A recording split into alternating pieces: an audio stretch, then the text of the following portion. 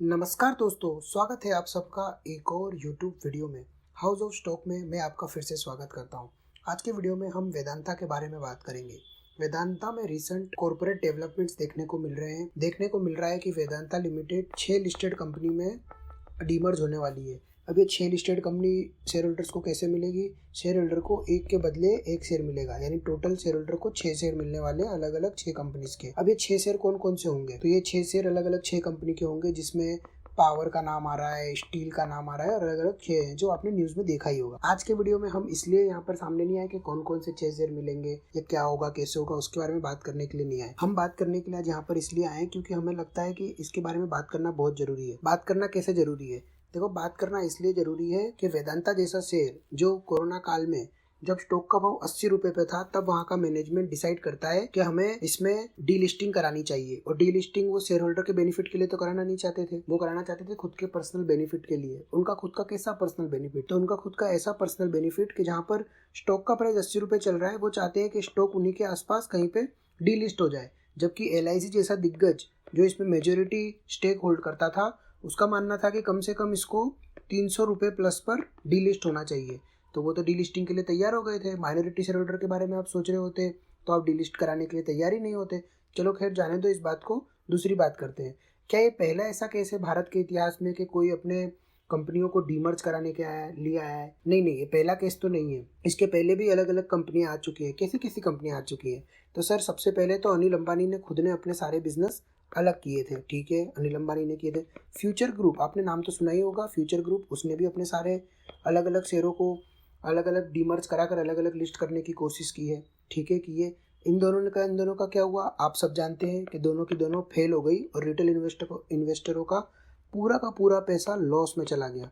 लेकिन सर, इसमें एक पॉजिटिव बात है, जहां पर गौतम अदानी ने अपने ग्रुप के सारे शेयरों को अलग अलग डीमर्ज करके अलग अलग लिस्ट किया है। उन्होंने लिस्ट किस लिए किया था? उन्होंने लिस्ट किया था शेयर होल्डर के बेनिफिट के लिए, माइनॉरिटी शेयर होल्डर के बेनिफिट के लिए। स्टॉक जो 80 रुपए पे चलते थे, आज वो 2000 पे चल रहे हैं। स्टॉक जो 100 रुपए पे चलते थे, आज वो भी 2000 पे चल रहे हैं। तो उन्होंने तो कहीं ना कहीं रिटेल इन्वेस्टरों को पैसा बनाकर ही दिया है। ऐसा नहीं है कि उनके ऊपर भी डेट नहीं था, डेट तो उनके ऊपर भी था। लेकिन जिस तरह से उन्होंने पूरी चीज़ों को मैनेज किया, उससे लोगों का कॉन्फिडेंस बनता है कि ठीक है, कोई बात नहीं, रिटेल इन्वेस्टरों का तो पैसा बन रहा है कम से कम। हाँ, हिंडलबर्ग अपनी रिपोर्ट निकाल सकता है और अलग अलग इंटरनेशनल अखबार अपनी रिपोर्ट निकाल सकते हैं, उनका अपना पर्सनल व्यू है। लेकिन हमें क्या देखना होगा? हमें देखना होगा कि क्या रिटेल इन्वेस्टरों को इसमें फ़ायदा हुआ था कि नहीं हुआ था। चलो अब मुद्दे पर आ जाते हैं, वेदांता पर आ जाते हैं। हाँ ठीक है, वेदांता पे आ जाते हैं। देखो, वेदांता की करंट मार्केट प्राइस है 223 रुपए के आसपास। बुक वैल्यू कितनी देखने को मिल रही है? सर 106 रुपए देखने को मिल रही है। लेकिन ये सब माजरा जिस चीज़ के लिए हो रहा है, वो बुक वैल्यू के लिए नहीं हो रहा, वो करंट प्राइस के लिए नहीं हो रहा। वो माजरा पूरा का पूरा हमको देखने को मिल रहा है एक ही चीज़ की वजह से। सर वो कौन सी चीज़ है? वो चीज़ है इसके ऊपर जो भारी भरकम कर्जा है ना, वो है। अच्छा, कितना कर्जा है? देखो सर, कर्जा है इसके ऊपर आज की तारीख में 66,628 करोड़ रुपए का। अरे बाप रे, ये तो कोई कर्जा हुआ? ये तो कोई कर्जा नहीं हुआ। लोगों के पास तो लाख सवा लाख रुपए के, 1.25 करोड़ रुपए के कर्जे हैं। 66,000 करोड़ रुपए क्या कर्जा है? बट सर, इस पूरे केस में दिक्कत क्या है? इस पूरे के पूरे केस में दिक्कत एक ही है। वो दिक्कत है इसके डिविडेंड की, जो इन्होंने पिछले 3 से 4 सालों में इन्वेस्टर्स को जो डिविडेंड इशू किया है, वो है दिक्कत। सर कैसी बात कर रहे हो? डिविडेंड देना कैसे दिक्कत हो सकती है? अच्छी बात है ना कि डिविडेंड बहुत अच्छा देखने को मिल रहा है। अरे बिल्कुल अच्छी बात है, डिविडेंड दे रहे हैं, बहुत अच्छी बात है। लेकिन दिक्कत कहाँ आ रही है? 3 साल में इन्होंने मोटा मोटी 69,000 करोड़ का डिविडेंड दे दिया है। 69,000 करोड़, आप समझो बात को, इतना इन्होंने डिविडेंड दे दिया है। लेकिन सर, इनका बोरोविंग मार्च 2023 के दिन कितना था? 66,000 करोड़ का। यानी पिछले 3 साल में जो डिविडेंड दिया है, वो डिविडेंड नहीं दिया होता और उसके बदले में इस डेट का रीपेमेंट कर दिया होता, तो आज की तारीख में कंपनी डेट फ्री होती। क्या होती? डेट फ्री होती।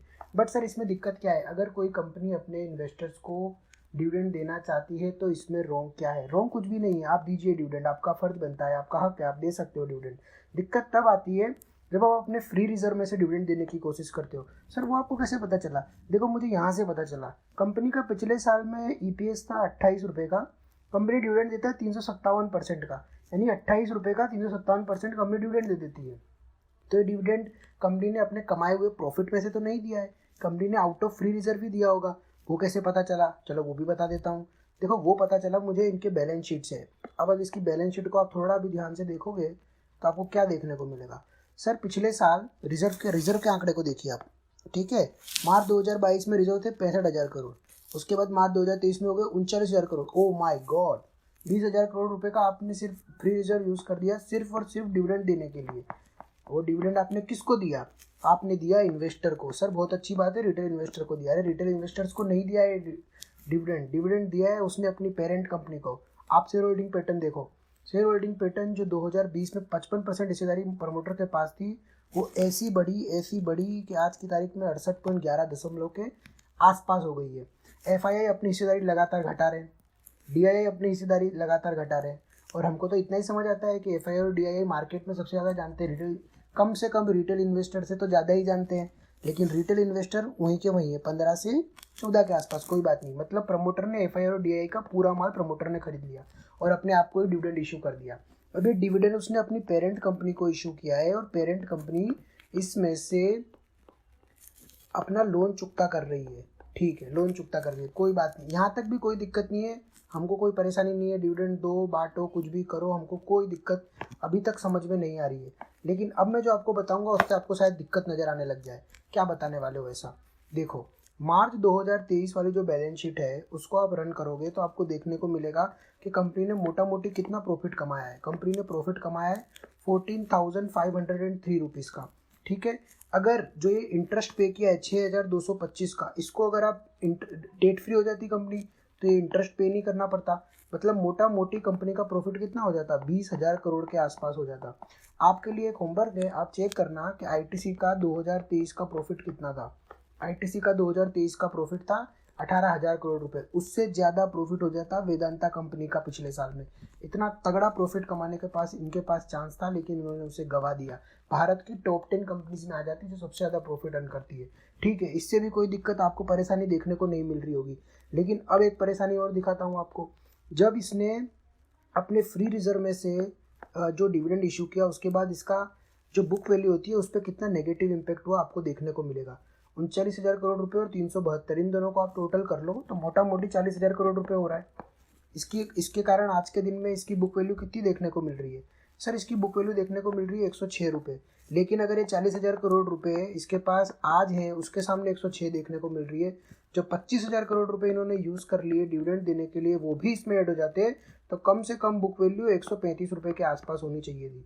लोग कहेंगे कि सर ये तो बहुत सस्ता स्टॉक है, स्टॉक का पी मात्र 11 रुपये का है, तो क्या करें? 11 के मल्टीपल पर ट्रेड करा है तो बहुत सस्ता है, इसके पीयर्स तो काफ़ी महंगे ट्रेड कर रहे हैं। अरे भैया आप ये भी तो समझिए कि अगर ये जो डिविडेंड इन्होंने पे किया है उसके बदले में अगर इसका इंटरेस्ट चुका दिया होता तो इसका जो पी 11 पर ट्रेड कर रहा है वो 5 के पी मल्टीपल पर ट्रेड करता, फिर बनती है एक बेहतरीन डील।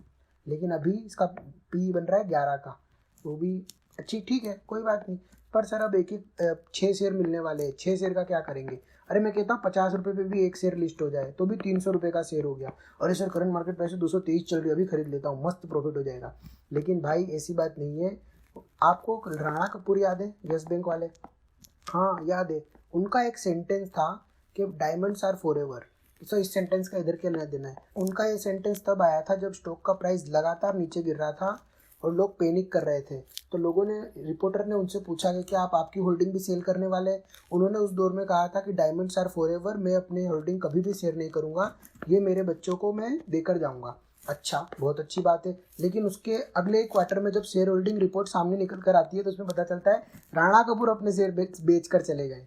तो इस तरह का मैनिपुलेशन मार्केट में होता है। रिटेल इन्वेस्टर को क्या है? रिटेल इन्वेस्टर आएगा, रिटेल इन्वेस्टर टीवी पर किसी ना किसी को सुन लेगा, यूट्यूब पे किसी को सुन लेगा और वो फिर डिसीजन ले लेगा कि भैया ठीक है कोई बात नहीं, मैं तो खरीद लेता हूँ, 50 रुपये का एक शेयर मिल जाएगा, 300 रुपये हो जाएंगे तो भी वेल एंड गुड है। अरे भैया ऐसा नहीं होता है। आप नेटफ्लिक्स से ऊपर आओ, आप जो रील्स देखते हो उससे ऊपर आओ, शॉर्ट से ऊपर आओ, आप पढ़ो ये बैलेंस शीट फाइनेंशियल पढ़ो, आपको पता चलेगा कि किस तरह का खेल हो गया है। मैं अभी भी कहता हूँ क्लियर कट रिटेल इन्वेस्टर को ट्रैप करने का पूरा प्लान है। रिटेल इन्वेस्टर डेफिनेटली ट्रैप हो जाएंगे। अभी कल परसों अनिल अग्रवाल साहब आए भी थे टीवी पे, वो कह रहे थे कि हम तो अनलॉकिंग करना चाहते हैं, वैल्यू अनलॉक करना चाहते हैं रिटेल इन्वेस्टर के लिए, माइनॉरिटी शेयर होल्डर के लिए।